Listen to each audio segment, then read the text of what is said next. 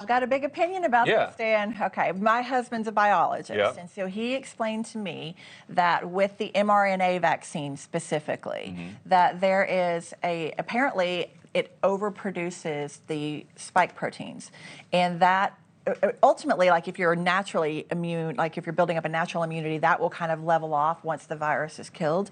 But in this case, from what and I'm not a doctor, but I understand that it keeps producing, and that in young athletes that where their cells are regenerating at a very rapid rate, that it can lead to heart issues. It can, right? Yeah, it can. But there's no evidence that here it did. And according to the Sports Institute, 1 or 2 in every 100,000 young athletes experience a sudden cardiac arrest each year. Males are at a greater risk than females. African American athletes at a greater risk than Caucasian athletes, meaning 6 in every 100,000 African American athletes suffer from this.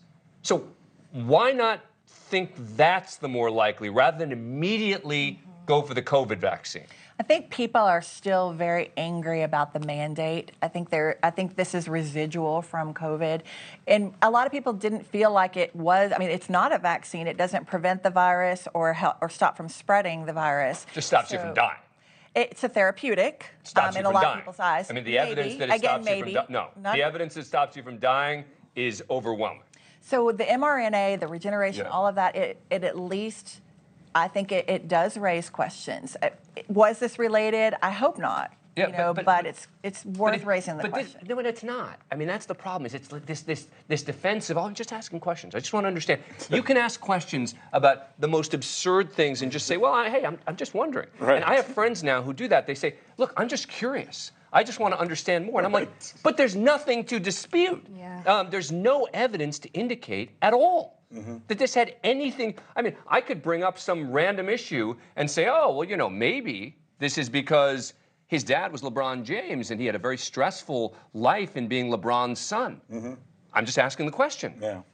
It's the old, what we say in journalism, don't let the facts get in the way of a good story. Yep. And this is a hell of a good story. But it's a real issue about potential side effects. I'm not saying that side effects don't exist with the COVID vaccine. They do.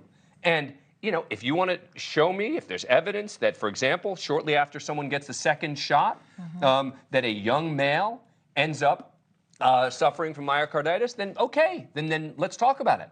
But in a case like this, it seems like every time some high-profile athlete or someone has an issue, oh, hey, vaccine. Well, it's at the top of people's consciousness. I understand, but it's dangerous stuff. Not everybody. What do you think? I just think it's so dangerous and irresponsible to do this, and we see this happen more often where no one wants to hear the evidence. No one wants it to be rooted in any type of fact. They're just going to chase the conspiracy theory, which is also what they do with Hunter Biden, in my opinion. But I feel like that's what they're trying to do, prove their point. They have this theory, and anything that they believe matches it, they're going to put there. But they're not even they're just asking questions. It's right. far more dangerous. It's actually more dangerous because, in a way, it sounds reasonable, right? Well, why wouldn't you just ask questions? Right. You don't ask questions about something where there's no evidence to connect it, in my view. The only thing I would say about the vaccine is that we would be wise to understand an age-old premise that anytime you incentivize somebody monetarily, you better damn well watch what they're doing. And there are billions, if not trillions of dollars at stake for some of these companies who are pushing out this vaccine. And I'm not saying it's good or bad. I'm just saying we should watch. That's fine. But the testing that has been done is not just from the pharmaceutical companies that has made it overwhelmingly clear that the vaccines do really good things and have small potential side effects. Right. So at what question do we say enough? I don't want my 10-year-old to take it. Well, that's a separate issue. No, right. 10-year-old, that's a separate question. Anyway. Yeah. Rachel Lindsay, Rick Sanchez, Diane Canada, thank you all. Great panel. Really appreciate it. Thank you for watching. Go to newsnationnow.com to find NewsNation on your cable provider.